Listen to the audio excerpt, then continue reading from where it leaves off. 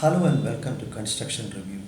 Today I am going to review the major developments in the construction sector all over the world in the week that ended on November 13.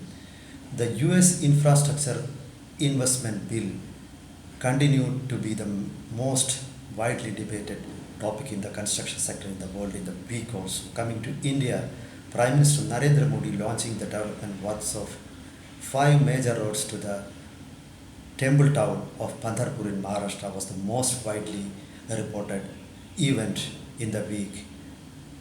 In Kerala, the Kerala Infrastructure Investment Fund Board or KIIFB continued to spark debates. This time also, the controversies began following a few adverse remarks made by Controller and Auditor General, which was tabled in the State Assembly in the week.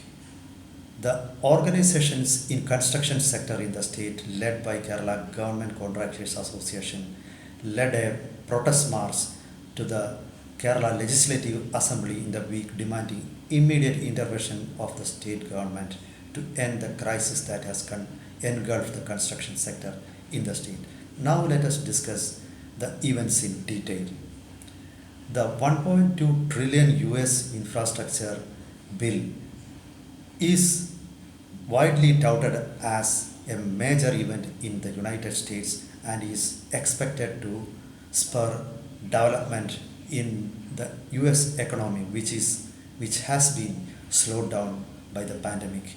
While the supporters of President Biden point out that Joe Biden has implemented a promise which he made during his campaign days, his critic points out that the bill has been pared down or the estimates have been cut short,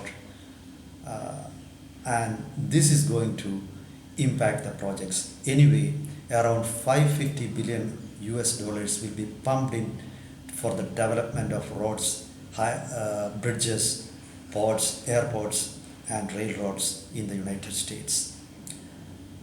Meanwhile, China has been closely watching this development in the United States and has poured scorn on the United States that US cannot compete with China in developing infrastructure, comparing the US infrastructure investment bill with the OBOR or One Belt One Road project of the China. China points out that the major infrastructure development carried out by China has relevance because China has a huge population which uses it, and this may result or facilitate in getting the returns or collecting tolls or taxes from users, while it's not going to be simply possible in United States, which has a much lower population. So the Chinese daily Global Times continue to run article against or pouring scorn or criticizing the US infrastructure bill in the almost on all days in the week. The Prime Minister Narendra Modi is launching development works of five major roads into the roads that lead to the temple town of Pandharpur in Maharashtra has a special significance in the Indian context because for the first time in India, the government is giving emphasis to the development of sidewalks or walkways and planting trees on walkways.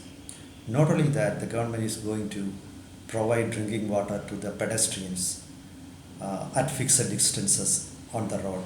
This is pointed out as a major difference compared to the previous development plans of the government because this is the first time that government is giving special emphasis for the pedestrian. It has often been criticized by that while the foreign countries give importance to cyclists and pedestrians along with motorists, in India the focus is just on motor vehicles only. So it is going to be a major change in India. Coming to Kerala, the KIIFB has been in limelight for wrong reasons this time also.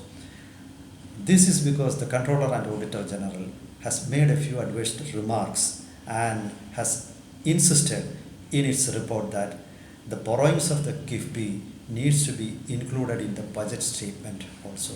And it is being said that the government has agreed to it in principle finally. So this has raised certain questions about the relevance of KIIFB, because KIIFB was formed to facilitate off-budget borrowings, and if the borrowings of the KIIFBs are to be included in the budget, then the concept of off-budget borrowings has been defeated. So again, there is another problem that according to existing laws, there are certain limitations on borrowings by the state government, and this means that in the coming days, the KIIFB, either the KIIFB will have to cut down its borrowings, or the government will have to do the same, because both the borrowings by the government as well as the KIIFB are going to be included in the budget. So anyway, it is going to be a major issue of debate in the coming days also. The Government Contractors Association in Kerala and other organizations staged a march to Government Secretariat in the week. The demand of the organizations is that the government should include a differential price clause in the contracts, as the price of construction materials have shown a trend to rise exponentially in the past few months. So it is being pointed out that the prices of construction materials are recording an increase of 50 to 100% in a few months, and it is getting difficult for contractors to execute their works under the present estimates. So the contractors are demanding that they need to be compensated for any price rise, and they said they are willing to reimburse money if the price of construction materials falls down. The leader of opposition, V.D. Sadisan, who inaugurated a meeting before the Secretariat, said the opposition is going to give full-fledged support to the demands of contractors, and he asked the government to intervene proactively to save the contracting community of the state. He pointed out that the contractors are one of the major employers in the state, and they contribute hundreds of crores to the state exchequer by way of tax also. So these are the major developments in the week that ended on November 13, and I will be back with next week reviewing the major developments in the construction world. Till then, goodbye and namaskaram.